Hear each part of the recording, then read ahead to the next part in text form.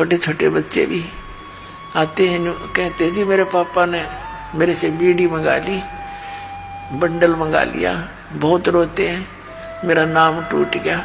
पापा तो बीड़ी पीवे और पुत्र माँ के साथ आकर ऐसी अच्छी शिक्षा ग्रहण करता है, तो उस पापा को भी समझना पड़ेगा एक दिन, और वो छोड़नी पड़ेंगी सारी बुराई। एक कह रहा था व्यक्ति ने, बोला मेरे को तो इस मेरे पुत्र ने लाइन पर लाया, जब मैं बीड़ी पीऊं ये उठ कर चला जा, और मुझे इसमें प्रेम गणा, और बीड़ी नो के पापा ये अच्छी चीज नहीं, इसको छोड़ दे। तो आखिर में मनवा छोड़नी पड़ी।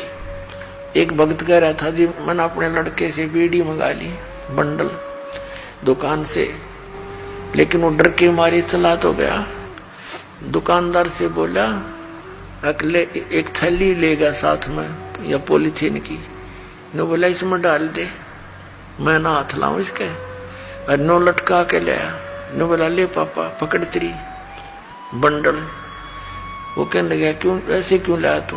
मेरा नाम टूट जा, 5-6 वर्ष का लड़का था, मेरा नाम खंडित हो जाएगा, जा हाथ लग गया इसके। तो बुद्धिमान व्यक्ति था वो भी कहने लगा उस दिन मेरे एकदम जैसे घड़ों पानी पड़ जाया करे, अरे यू बालक तो इतनी समझ रखता है कि इतनी बुरी चीज हाथ लाने में पाप इसके, और मैं पी रहा हूँ। बोला मैंने उससे दिन तोड़ दी वह सारी बीड़ी, उसके बाद छुआ नहीं और नाम ले लिया आके। तो पुण्यात्मा ऐसे सुधार हो गए। पुण्यात्मा ये शराब कोई पीने की चीज है।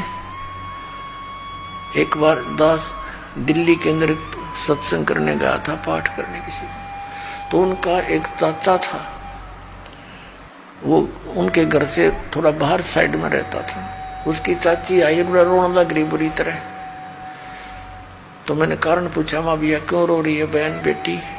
उसने बताया जी मेरा चाचा पालम एयरपोर्ट पे अच्छे सर्विस करता है और सारी की शराब पी जाता है।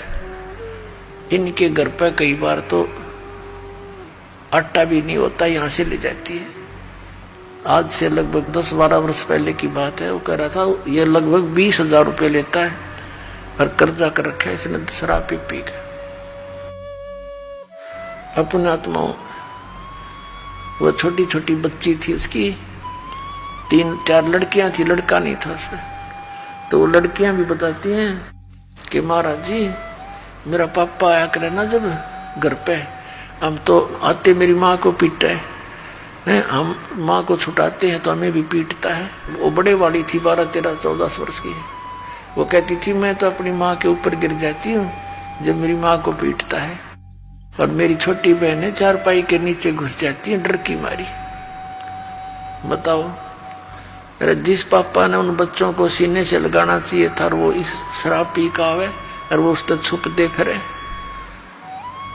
अब शाम फिर हम अगले दिन सुबह सुबह जा रहे थे घूमने के लिए, 3 दिन का पाठ करते थे, मेरे साथ 2-3 भक्त थे।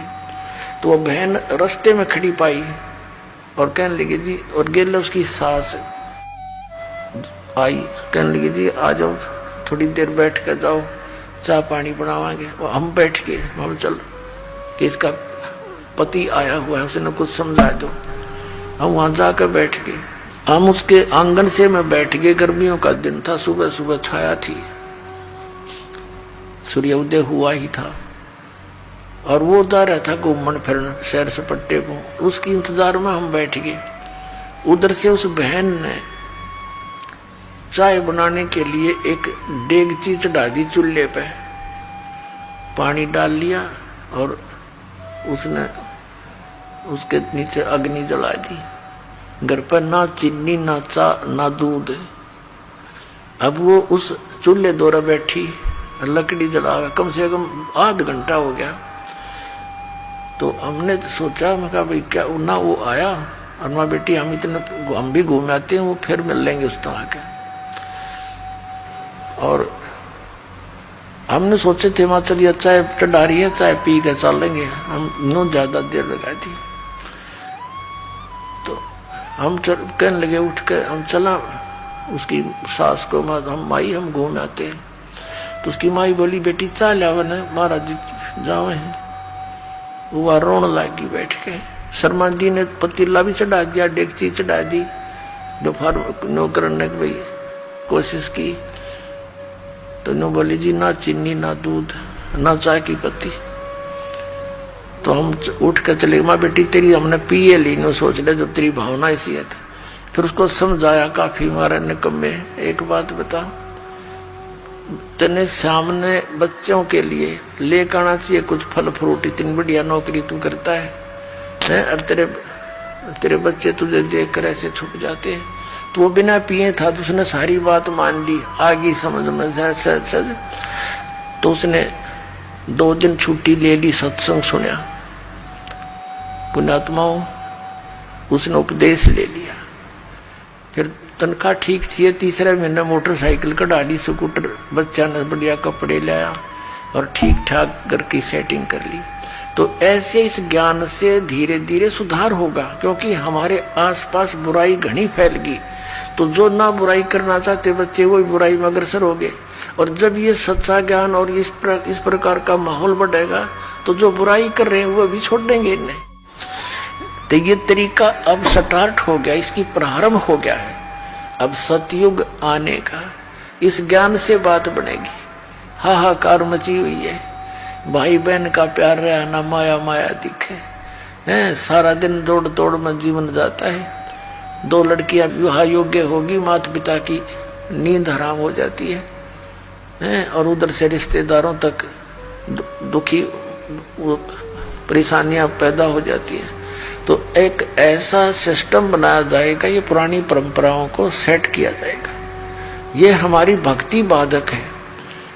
और ये तो एक जिनको ज्ञान नहीं वो करते हैं ये डीजे पीजे। बता परमात्मा कहते हैं कि झूठे सुख को सुख है, यू मान रहा मनमोद, यू सकल जबीना काल का कुछ मुख में कुछ बोध। अब जैसे एक लड़के का विवाह था, सारा परिवार डीजे का अगर नाचर बेगनता रखा। अगले दिन वो बारात जा रही थी, जिस गाड़ी में दुल्हा था 7-8 उसके साथी थे, एक टैंकर के टकरा के मृत्यु को प्राप्त हो गए। 7-8 आदमी थे उस कार में, सारे मर गए अगले दिन।